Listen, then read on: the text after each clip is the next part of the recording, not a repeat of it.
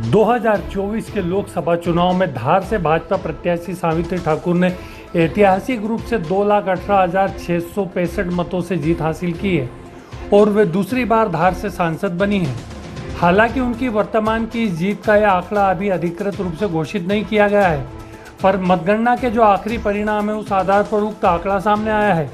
इस दौरान भाजपा की प्रत्याशी सावित्री ठाकुर को पूरी लोकसभा के कुल 7,94,449 मत मिले हैं। वहीं कांग्रेस के राधेश्याम मोयल को 5,75,784 मत मिले हैं। इस आधार पर कुल जीत हार का आंकड़ा 2,18,665 है। आपको बता दें कि भाजपा की प्रत्याशी सावित्री ठाकुर इसके पूर्व 2014 में भी मोदी लहर में धार से जीती थी। इस बार धार से भाजपा प्रत्याशी सावित्री ठाकुर फिर से रिकॉर्ड मतों से जीती है। इस जीत के बाद सावित्री ठाकुर ने कहा है कि धार से भाजपा की बड़ी जीत पहले से तय थी। सभी कार्यकर्ता हर समय जागरूक रहे, वे दूसरी बार सांसद बन रहे और उन्होंने भाजपा के भरोसे का आभार जताया। साथ ही कहा कि महिला होने के नाते महिलाओं ने जमकर मतदान उन्हें किया है। वे जिले में रेल, शिक्षा और स्वास्थ्य के क्षेत्र में विशेष काम करेंगी तथा जिले का संपूर्ण विकास हो, यही उनका प्रयास होगा। इधर अपनी हार के बाद कांग्रेसी प्रत्याशी राधेश्याम मोयल ने भी सभी मतदाताओं का आभार मानते हुए कहा कि पूरी कांग्रेस जिले सहित मऊ में एकजुट होकर लड़ी।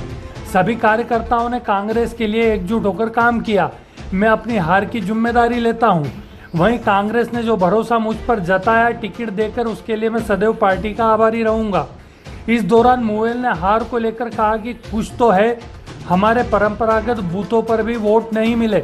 साथ ही मोयल ने ईवीएम पर भी सवाल उठाए। इधर देश में फिर से नरेंद्र मोदी प्रधानमंत्री बनने जा रहे हैं, परंतु इस बार उनकी सरकार गठबंधन वाली होगी, क्योंकि अभी तक प्राप्त जानकारी अनुसार बीजेपी को स्पष्ट बहुमत नहीं मिला है, परंतु वह सबसे बड़ी पार्टी के रूप में उभरी है। वो उनके सहयोगी दलों के साथ स्पष्ट रूप से बहुमत उन्हें मिल चुका है।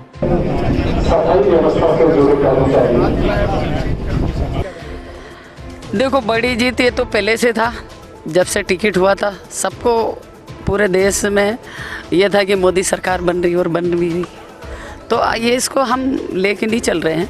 हम लोग हमारे कार्यकर्ताओं की कड़ी मेहनत और जनता का आशीर्वाद समझ रही हूँ। यहाँ पर सभी ने बहुत मेहनत करी है।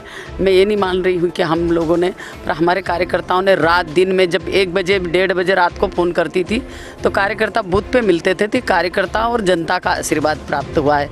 दूसरी बार सांसद हूँ, तो इस बार और लोगों ने मेरे को ज़्यादा आशीर्वाद दिया है। तो मैं भारतीय जनता पार्टी के कार्यकर्ताओं को और माननीय नरेंद्र मोदी जी को, जो नरेंद्र मोदी जी ने यहाँ सपा की थी, इससे भी मेरे को बहुत ज़्यादा उसका ये मिला है, फ़ायदा मिला है। और लोगों में मोदी जी के प्रति बहुत उनको गारंटी जो मोदी जी ने दी है, उनके प्रति लोगों की बहुत भावनाएं जुड़ी है। जहाँ तक महिलाएं, क्योंकि 1-2%, 5% में महिला उम्मीदवार होने के नाते महिलाओं ने भी मेरे को बहुत आशीर्वाद दिया। एक जगह मैं चुनाव के दौरान घूमी, पर एक जगह भी ऐसा मेरे को किसी ने नहीं कहा, जबकि तीसरी बार फेस कर रही थी। जिला पंचायत अध्यक्ष भी रही हूँ। जितने भी मतदाता रहे, जिन्होंने मुझे वोट दिया, मैं सबसे पहले उनका आभार व्यक्त करता हूँ। और सबसे बड़ी बात तो ये है कि पहली बार धार लोकसभा में कांग्रेस एक होकर लड़ी, भले ही मऊ की बात हो या पूरे धार जिले की बात हो। हमारे सभी कार्यकर्ताओं ने कांग्रेस के लिए काम किया और बहुत अच्छे से मेहनत की। भले ही नतीजा मेरे पक्ष में नहीं आया, मैं हार की अपनी जिम्मेदारी में अपने ऊपर लेता हूँ।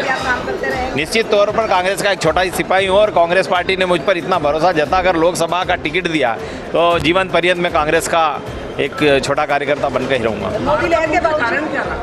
हार का कारण कुछ तो है, क्योंकि जिस हिसाब से हम देखते हैं कि हमारे कांग्रेस के परंपरागत जो बूथ है वहाँ हम हारे चुनाव, कैसे संभव है भाई? 15-20 साल से तो उन बूथ को मैं देखता हूँ। वहाँ अगर उन बूथों पे हमने लोगों को वोटिंग कर रही है, अगर वहाँ हम हारते हैं तो कुछ ना कुछ गड़बड़ है।